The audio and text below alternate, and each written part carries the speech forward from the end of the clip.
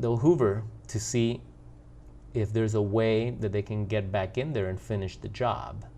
Of course, they'll pretend that they can't live without you. They'll pretend that they're sorry. They won't really apologize. It's all an act. I just want to check up on you, make sure you're good. And the interesting part about the hoover is that for most victims of narcissistic abuse that haven't healed, that haven't done this type of work, will take them back when that happens. They'll actually communicate. They'll actually answer their questions. They'll actually be open to having a cup of coffee and talking. And that's why your friends are like, what the hell is wrong with you?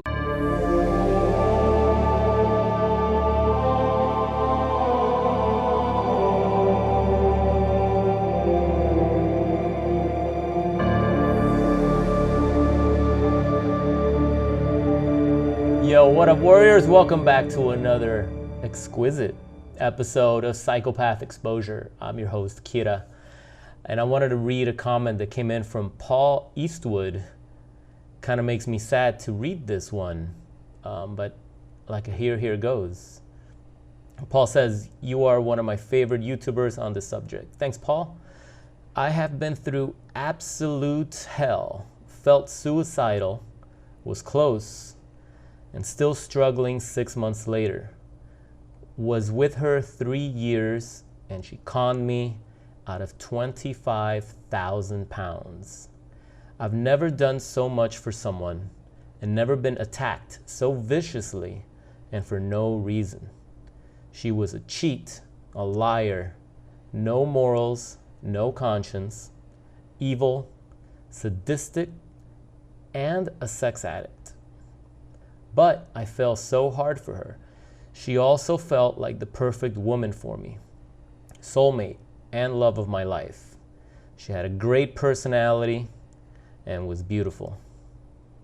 Thanks for sending that in, Paul. And man, that's just tough to read because that's like one of the extreme cases that we go through when dealing with toxic people and predators, narcissists, psychopaths, sociopaths, borderlines.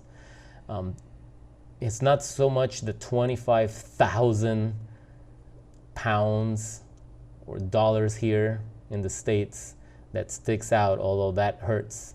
And I only say that because I've worked with people that have lost more than that. I remember one that had lost over 250,000. And it's like, how do you recover for something like that? You know, I guess depends if you're well off, but still, as tough as that is, it's the psychological torment that stays with you long after they're gone that comes out to more expensive than the actual money that they conned you out of. Am I right? Am I right? Am I right? It's that psychological damage. I mean, I keep reading how you described it. No morals, no conscience, evil, sadistic, and a sex addict. No conscience. Let's talk about that for a moment, because some people ask me, Kira, what do you think these obsessive sociopaths that do stupid shit, like what's their end game after all? Like what's the end game here? And my answers, I remember Joker from The Dark Knight. And he had his share of the money that they all got from doing the deals that they did, and he decided to set his share on fire. And it's like, why the hell would you even do that? And Joker, I'm not quoting him. I would have to watch the film again. I should have this memorized, but I don't. But he said something where he's like a puppy dog that's just chasing a car, and he just chases a car. And he doesn't know what the hell he's gonna do when he finally, gets to the car, right? He just chases it, but he has no idea. Like if he catches the car, if he catches up to the car, he has no clue what he's gonna do then. It's like he just does it for the thrill of doing it. And psychopaths, sociopaths, highly disturbed narcissists, this personality disorder, like they experience psychosis. And this psychosis just comes and goes, and when it comes, it's like it just takes over, and there is no end game. They do things for the sake of doing them. It's just about the thrill of knowing that they're torturing someone, that they're victimizing someone, that they're in control of someone. That's what fuels them to do the things that they do. There's no end game. I mean, 25,000 pounds, what was going to be the end game? Was it 25,000? Was it 100,000? If this situation would have kept going, that number would have kept going. There was no ceiling to it, right? There's no end game. You know, you did all these things for her. Like you said, you had never done so much for somebody.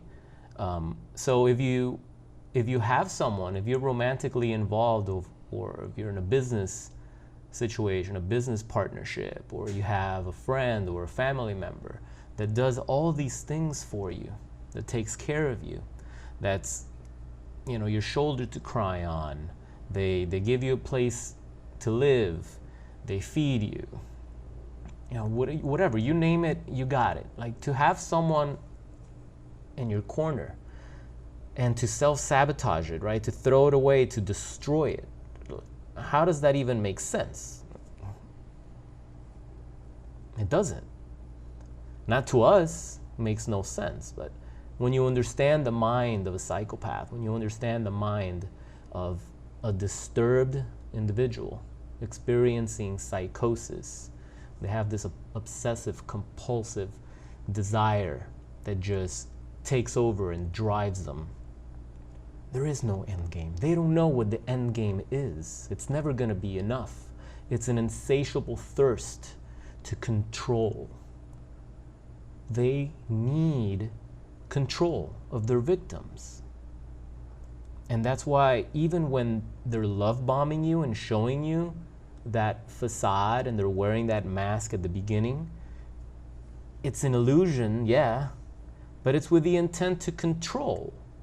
They're controlling you with all these tokens of affection. They're controlling you with all of these showers of gifts and attention. That's right, attention. They give you a lot of attention. Attention like you've never experienced before. They shower you with that, and you feel important, and you feel loved like you've never felt before. You feel important. You feel connected. It's a connection like no other. But the psychopath is just trying to control you. See, they control you by taking over all these responsibilities. They take over those things to control you, to infiltrate you, to get in. And once they're in and they start devaluing, and they no longer shower you with the attention and with the love, and that connection starts to dissolve, you end up doing more for them in the long run than they alluded to do for you in the beginning. In the beginning, it's like they were your soulmate. They were this perfect person, and they brought so much to the table, but it was an illusion. That's what it felt like, because there was so much abundance of it at first. But once they knew that they had hooked you, once they knew that they had control over your emotions, over your heart, things started to change. Now, why does it change exactly? Like, why do they have to self-sabotage? Why do they have to self-terminate? And we'll never know the actual reason, because, you know, it's a nuanced world. We just study this and we recognize the patterns. We recognize that it happens. The why, well, perhaps the psychosis, the disorder, that's the why. Like, from my point of view, that's why. But if you want to get nuance and you want to personalize it, be careful not to become too obsessed with that, because it could be the stupidest thing. It could stem back to their childhood abandonment, their childhood trauma, how they coped with the abuse that they experienced from their father growing up, from their mother, whatever it is, that they were coming from foster care. These kids, these sociopathic kids that grow up in an environment like that because they had to be removed from their parents. Whatever it is, which is not your fault, nor is it your burden, nor does it fall under your shoulders to save them or fix them, because you can't. You will fail trying. and you will die trying. But stems back to that, and maybe something happened during the course of that relationship where they felt threatened, where they felt like, ooh, you're asking too many questions now. Ooh, you're noticing that I'm devaluing you. Ooh, you're noticing that I'm no longer showering you with all these gifts. You're noticing that I'm no longer giving you this attention and this illusion of connection anymore. You're noticing that. You're bringing it up in a round table discussion, right? And they don't want to have to deal with that. They don't want to have to answer those questions, because since it's part of their masquerade and part of their trick, what else are they going to tell you? There could be something so small like that where they'll misinterpret it because of their disorder, and they'll feel attacked, and they'll feel like, oh, you're being demanding, you have expectations, right? Now you expect me to do this, and you're being mean, and you're being abusive. They'll turn all this shit around as their self-protective mechanism, their grandiose self-protective mechanism. And they'll turn all that shit around. They'll make you look like the crazy one. They'll make you look like the abusive one. And everything that you did for them no longer matters. It doesn't count. It's like, what have you done for me lately? The 25,000 pounds doesn't mean anything. The 3 years of love and companionship, trust, the bond that you had, that doesn't mean anything. No conscience? Yeah, you're right. They don't have a conscience. If they had a conscience, they wouldn't be able to sleep after doing the things that they've done to you. They wouldn't be able to sleep. They wouldn't be able to carry on. They'd feel that guilt weighing over them, and they would not be able to even function, because it would eat them alive. I mean, this type of abuse, it's not like a little white lie here and there, a little slap in the hand as a punishment. No, this is something that's severe. And a human being cannot act out such atrocious, abusive behaviors, patterns of behaviors towards their loved ones without feeling some sort of guilt, without feeling just miserable about it. But the psychopath, the sociopath, the narcissist, they have no conscience. They don't.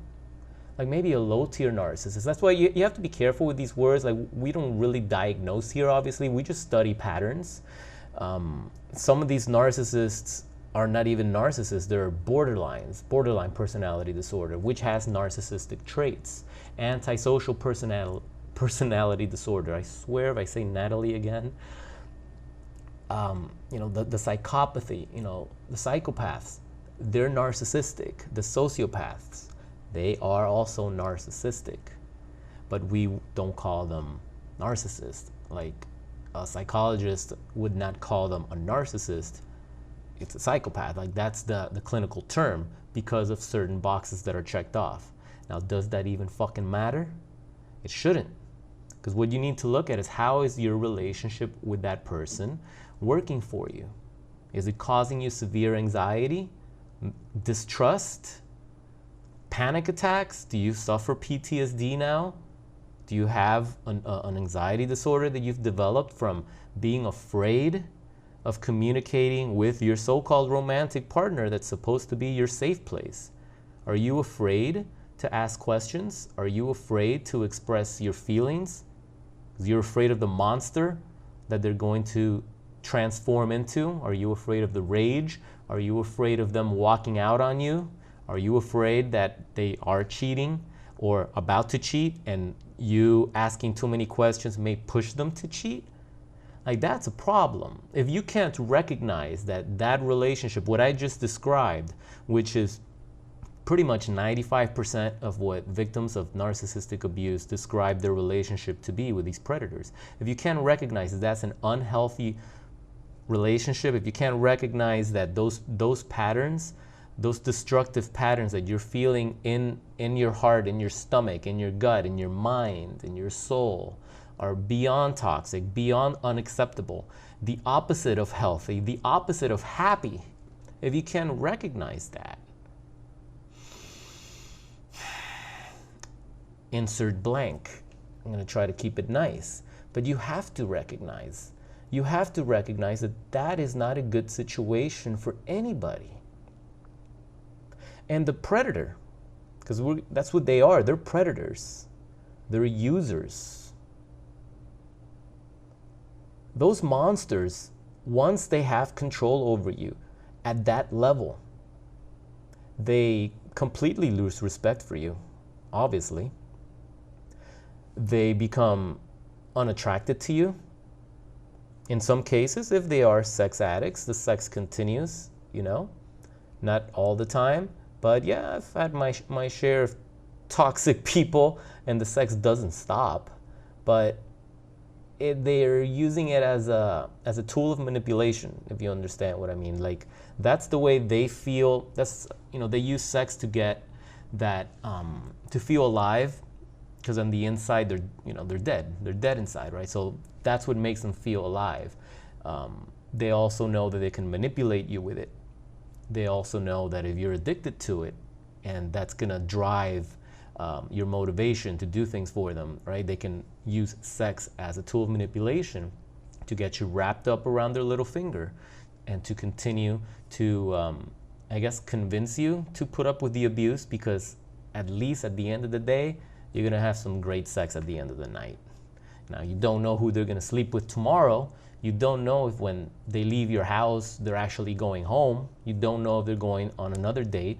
You don't know what's really going on. You don't know if they came from a date and came to your house and pretended that they just got out of work or they're having a stressful day. You'll never really know that unless you ruin your life and dedicate it to like discovering all this shit for the rest of your life, which is a waste of time and a waste of a life. But it happens. It happens at the beginning. We just, you know, we want those answers. But while you're trying to get those answers, you're falling apart. And meanwhile, the predator is out there slaying people away, jumping into new opportunities, let's call them that, new opportunities for them to gain supply. And what really needs to be done, the focus needs to be shifted back to you. It needs to be shifted back to you to recognize, hey, wait a second, I'm just a shadow of who I used to be before I met this person. I don't want anything to do with this person ever again. As a matter of fact, the farther away I stay from them, logically, the better things are going to be.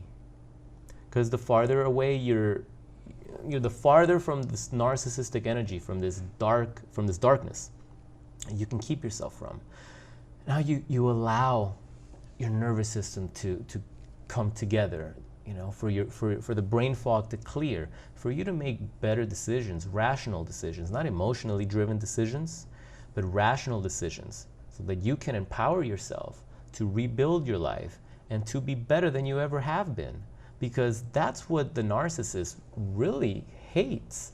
They hate to know that they left you as a vegetable, right? They left you a piece of shit of who you once were.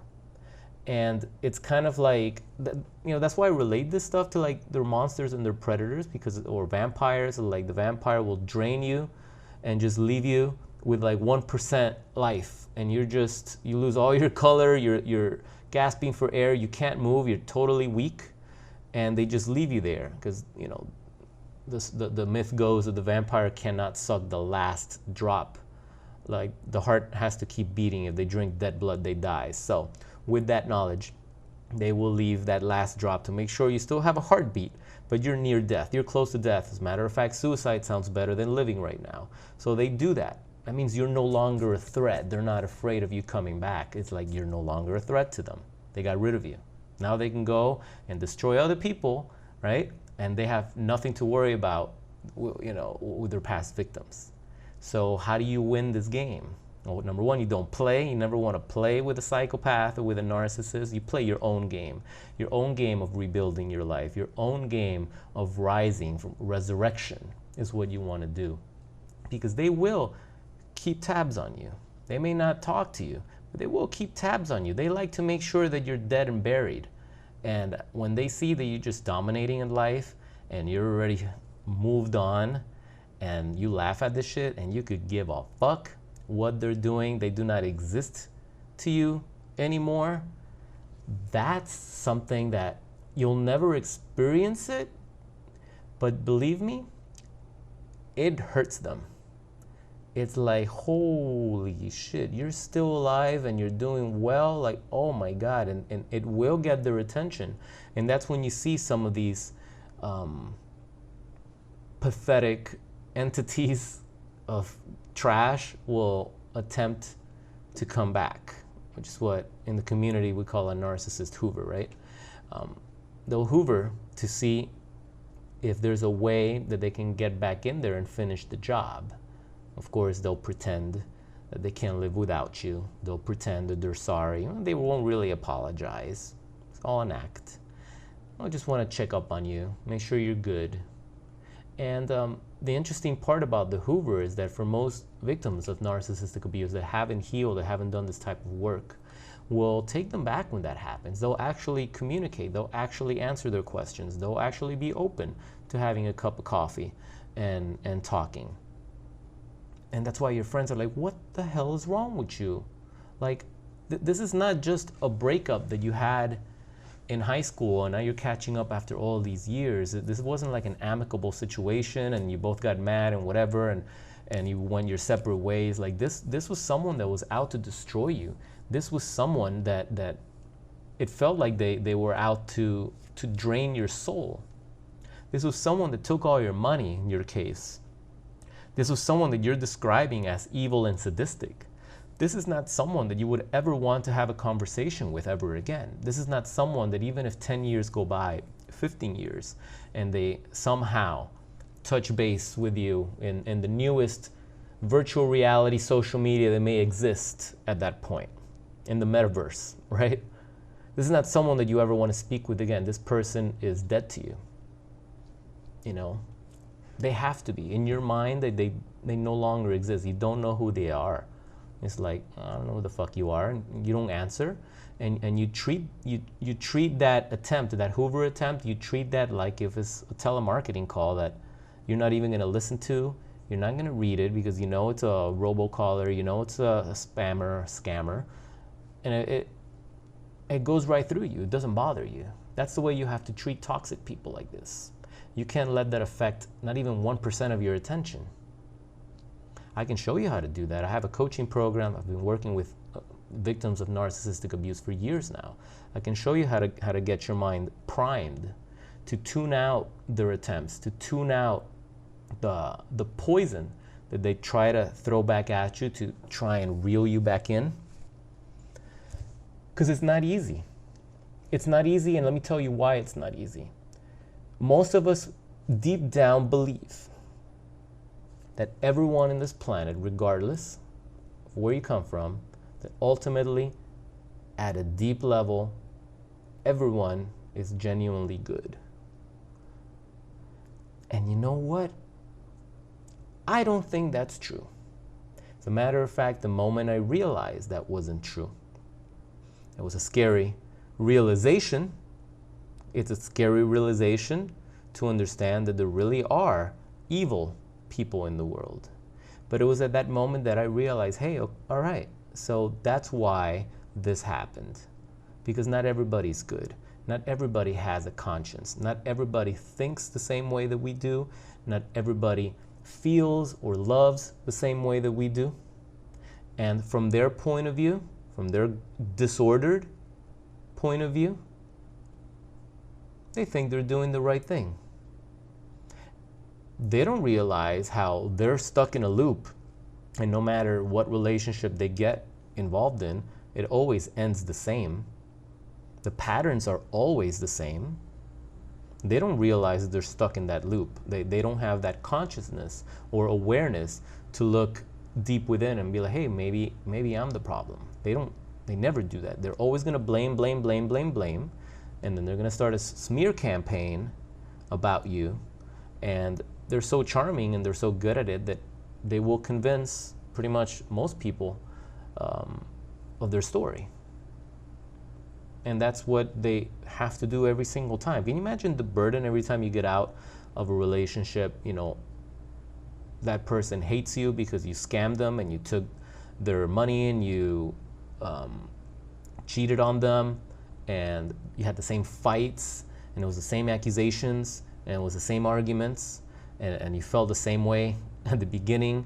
You thought they were your soulmate, and then at the end, it's like you hated them and you drained them except for one drop of blood. Imagine, like, can you put yourselves in their shoes for a moment and just think, imagine what a horrible life it must be, that you're always running away from some toxic, crazy ex. You're always leaving behind someone that hates you, someone that you started trouble with. You've got baggage, right? Always following you around, and no matter who you meet, no matter how good things may seem that this time is gonna be better, the same shit always happens. So that's why I tell you guys, as bad as this is, it will be worse to live their life, no matter how glorious their facade may look on the bullshit things they post on social media, because it's all bullshit. Okay, they're never gonna reveal what's really going on in their life. They're not gonna reveal the real ugly side of their relationships. They're not gonna reveal what's really happening. They're just gonna post what they want you to see, and when they want, the extras in this movie, what they want them to see. So I tell you, don't ever look at their social media. There's nothing of integrity that you're gonna find there. It's just a world of illusion. And a lot of times they have 4 or 5 different accounts, because they're so full of themselves, and they're just constantly creating a facade after facade after facade, the same shit across the board. It's disgusting, and you can get lost in that world if you try to keep up with their bullshit. And that's why most people are still stuck, and they can't stop the rumination. Toxic energy is very addictive. If you don't believe me, just go on Netflix. What's the #1 trending show right now? Isn't it Jeffrey Dahmer? What is it about psychopaths and sociopaths and serial killers is so alluring? It's that toxic energy. It's addictive. It gets your attention. And if you're dealing with somebody like this, and all you do is sleep, breathe psychopaths, and you're just obsessed with that shit, you'll never heal from this. And you're gonna push away, right? You're gonna push away any potential prospect that you may have to start dating and start a healthy life. You're gonna push away the people that are here to help you. You're gonna push away friends that want to invite you to have a great time, and they don't want to hear this bullshit. You're gonna push all that away just to be,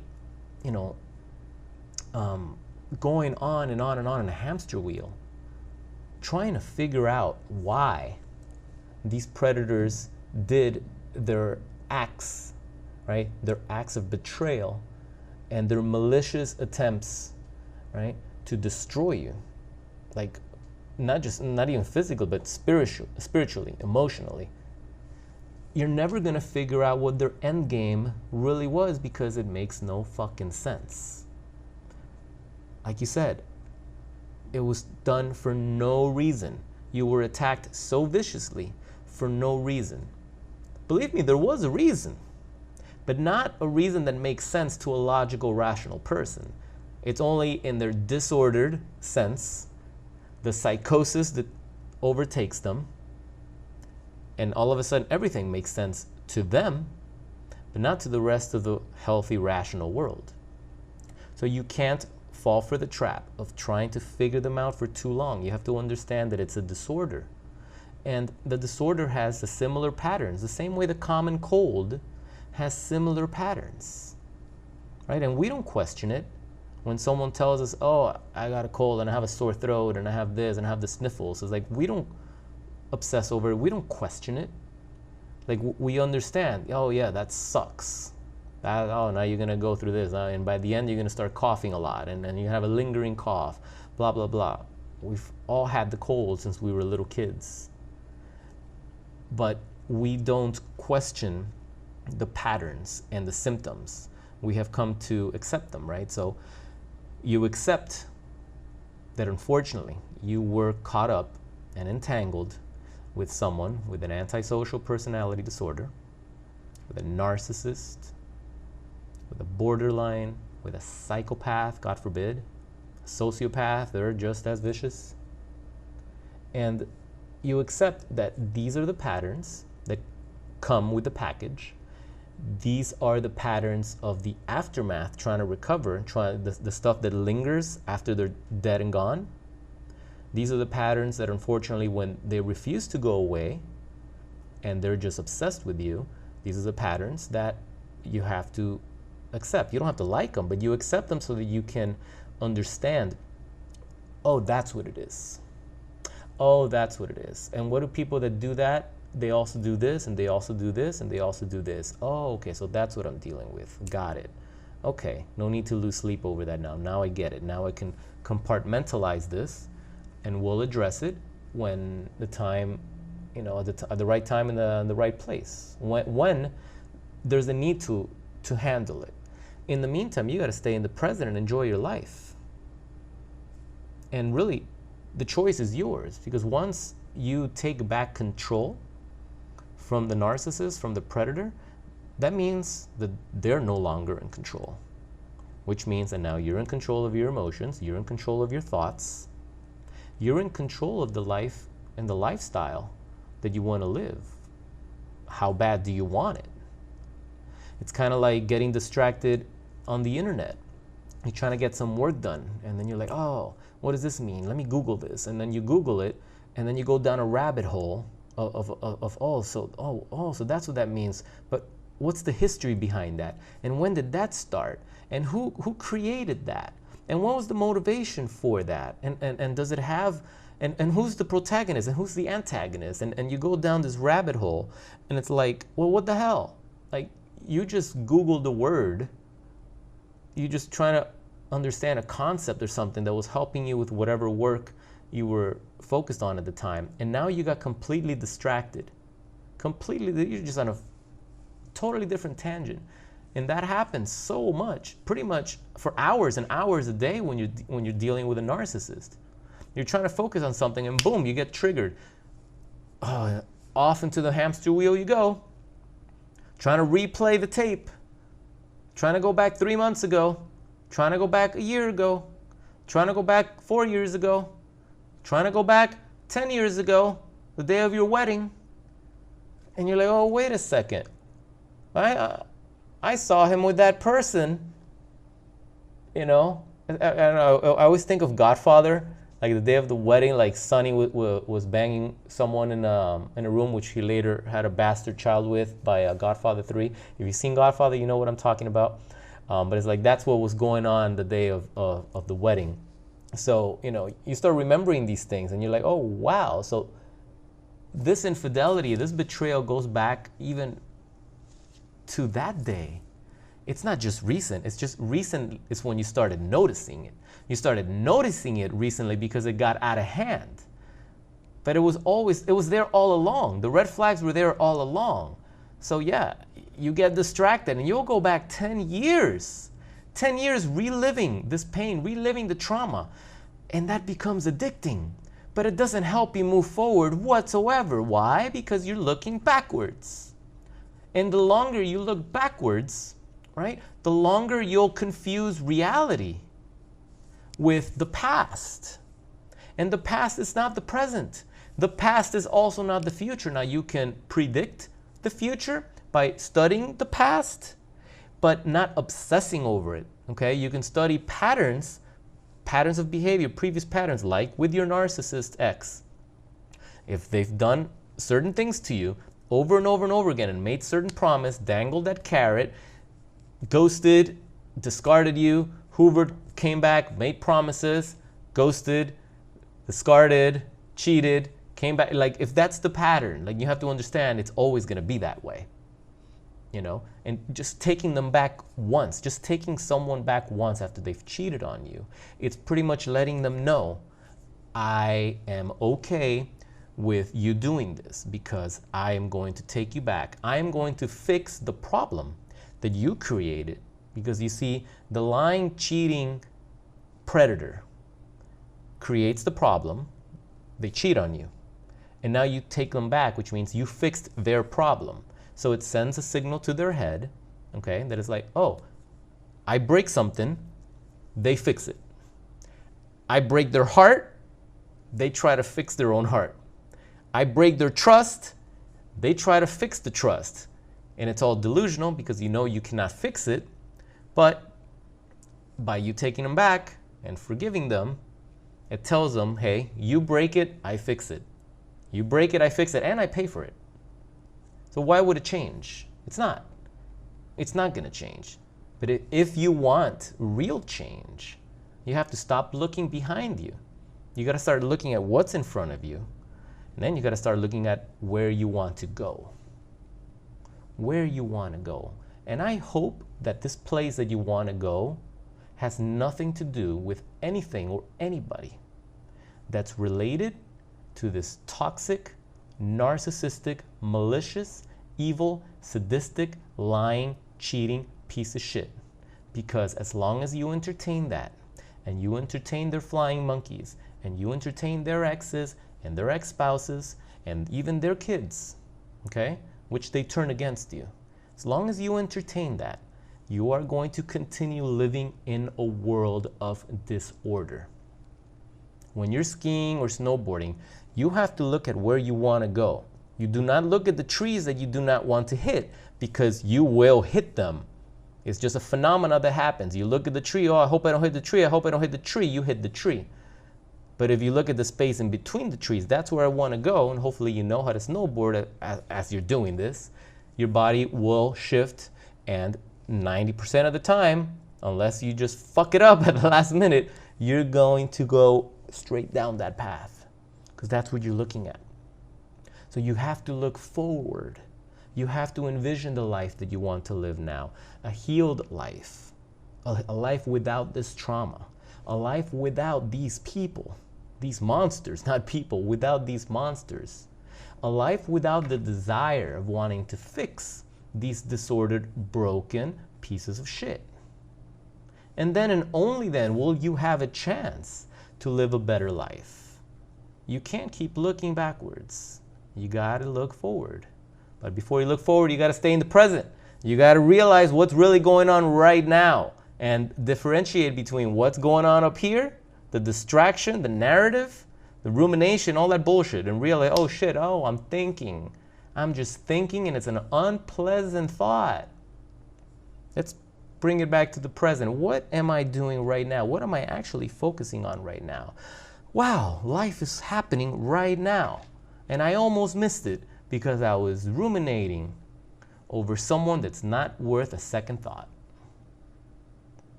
All right?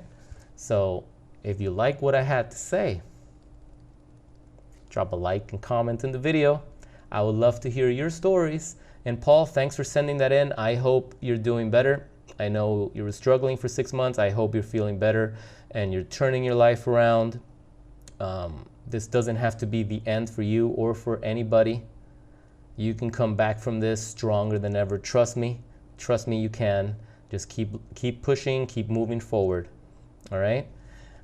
If you guys would like to work directly with it, directly with me, I've said it before, I have an online coaching program.